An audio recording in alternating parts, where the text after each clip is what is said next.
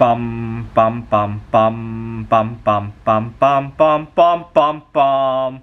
The Peter Dislike Show. Bum bum bum bum bum bum bum.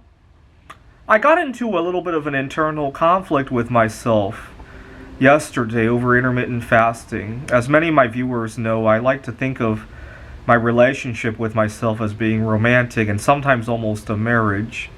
So yesterday I got into a big fight with my spouse over what to break the fast with. See, when you fast 14 to 16 hours, food tastes really sharp when you finally break the fast. There's a caveat though, only the first couple of bites taste really good. And I'll let you pause the video to think about what this fight was about. The fight was, what am I going to break the fast with? I like this stuff, I like that stuff too, I like that stuff too. Maybe I should go to my favorite restaurant that I frequent. I couldn't sort it out. And before I knew it, I ran out of time. I had work to do and I can't eat at my desk. And then afterwards, I still couldn't make a decision. And so what should have been a 16-hour fast turned into a 28-hour fast. So it turned out very well. Now, that's the kind of problem that I run into. But that's not the only problem that food causes in my life. I'll let you pause the video and think for at least 5 minutes what your life would be like if food were no longer mandatory. I mean, you can certainly still eat it, but it would be akin to some other hobby, right? Maybe you love sports, but nobody's going to die from not watching or not playing sports, right? Maybe you love, for me, I love making bismuth art, but I recently took a 2-week vacation away from it. I certainly didn't die from that, right? I can't really do that. I guess 2 weeks might be okay with food, but I can't really go on a 6-month sabbatical with food, right? So I'll let you pause the video. Would your life change a bit if food were no longer mandatory? Now, I run into a lot of people who say it wouldn't change at all. They would eat what they eat. But I want you to really, really think about it. Don't just think about your everyday days. Think about the corner cases as well. Maybe places you like to travel or certain activities that you like to do that would be hindered by needing to eat and all that, right? So take inventory of all the activities you might do in a typical year, plus some activities that don't happen every year, right? Weddings, funerals, or whatever, right? A new job or a moving to a new city and all that. I'll let you think about that and I'll answer myself. Okay, I'll start with the everydays. A lot of things that I like to do really don't bode well with eating, right? So right now I live in a very small apartment and I love to make bismuth art, but then I gotta eat. I gotta clear everything out and then rearrange everything so I can eat, and then I gotta get back to my bismuth. Now, would I stop eating altogether if food were no longer mandatory? Probably not. It would be more of a special occasion than an everyday event, right? Okay, so and then at some workplaces that I've been to, they really frown upon eating at the desk. The scheduling could be a whole lot better, right? So right now I'm in I actually just got the offer. I'm going to be teaching at a community college this summer, and I got some other gig work. And if I didn't have to think about mealtime, right, I could be a heck of a lot more flexible with all of these gigs, plus the bismuth, plus all sorts of other things, right? Now I was just okay. Let's go from every week events. So when I lived in Seattle, I used to live out of my car, and some of the biggest challenges were getting laundry done. And when you live out of your car and you don't have everyday access to laundry machines, you learn to really, really treasure not getting your clothes dirty, right? So for example, now that I could just walk downstairs and use the laundry machine, I might not care so much if I spill food on myself. But when I was living out of my car, that was a big deal, right? That was like an oil spill, not just a food spill anymore, right? So if I didn't have to eat, my living situation could be a whole lot freer. You know, I probably wouldn't mind living out of my car anymore.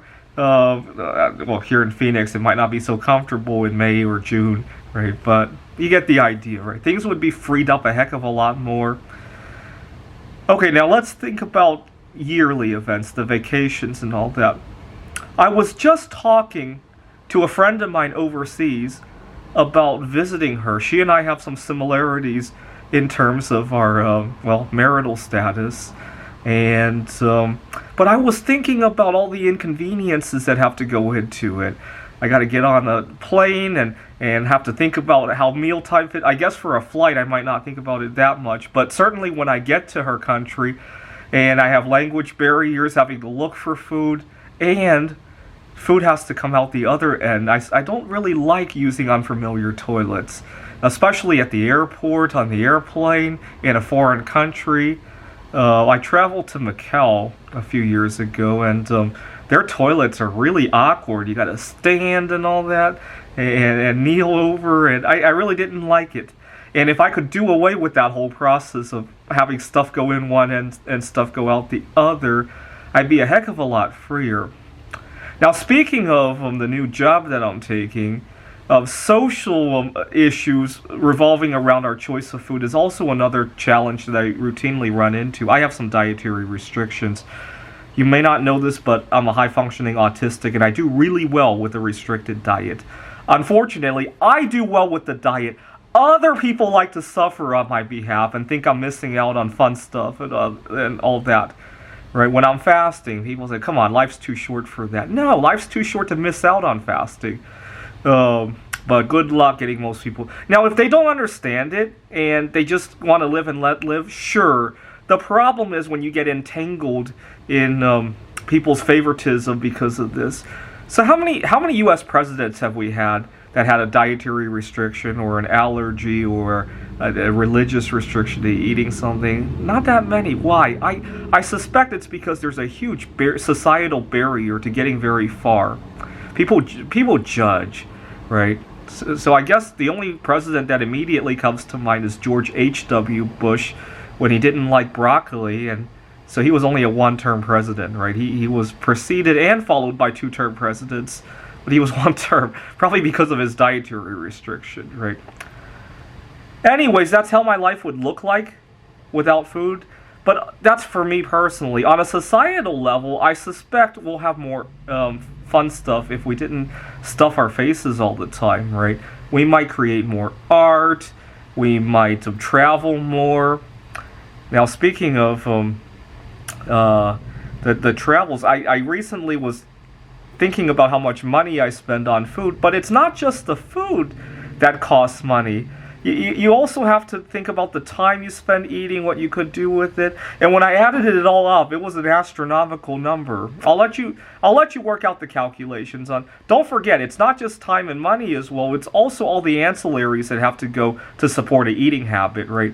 If you didn't have to eat, your apartment might look a whole lot more different than the one that you're living in.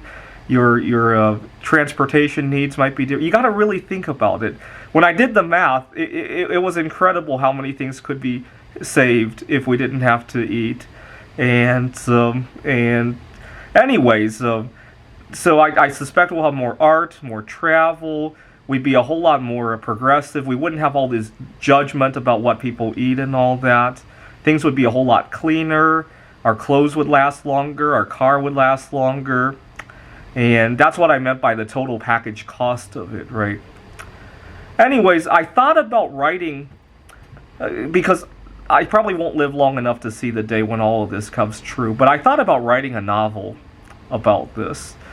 But I have a coworker who teaches English, and she thought this might inspire some bad things among teenagers. And I don't know. I'll have to think about how to spin the story to not do that, but to inspire creativity instead, right?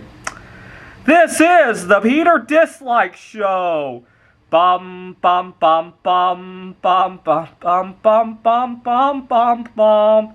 The Peter Dislike Show. Bum bum bum bum bum bum bum.